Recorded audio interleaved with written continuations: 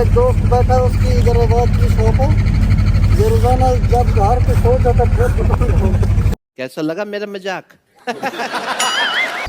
hello everyone welcome back my YouTube channel I hope सबैजना सन्चै आरामै हुनुहुन्छ होला हामी पनि एकदम ठिकठाक छौँ होइन त भाइ सो गाइज आज चाहिँ निद्रा लागेको छैन रातिको 2 बजिसक्यो है हिँडिरहेको बाहिर खास भन्ने भने के कुरो हो भन्नुहुन्छ भने गाइज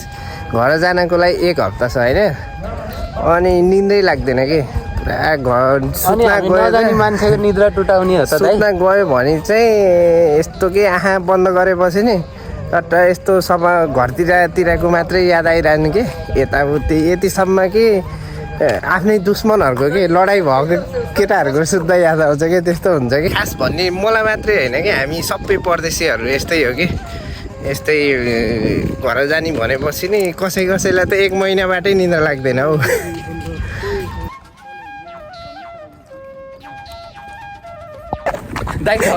के भयो भाइ के भयो के अरे डराउन खात भाइ कहाँ कतारमा नि डराउनु दिन्छ हौ हुन्छ दाइ हुन्छ त सानोमा आटी बुढी भनेर भन्छ केही आए जस्तो कौन है ये लोग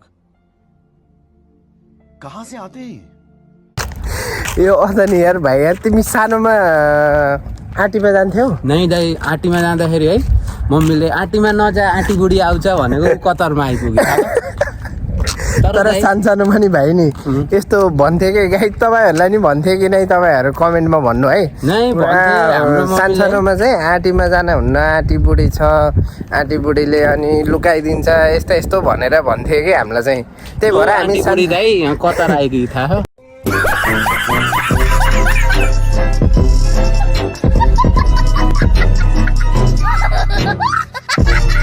1 राउन्ड चाहिँ हामीले लगाइसक्यौँ है 1 राउन्ड लगाइसक्यौँ हामी चाहिँ चट्ट लाएर यस्तरी घुमेर आएको हो होइन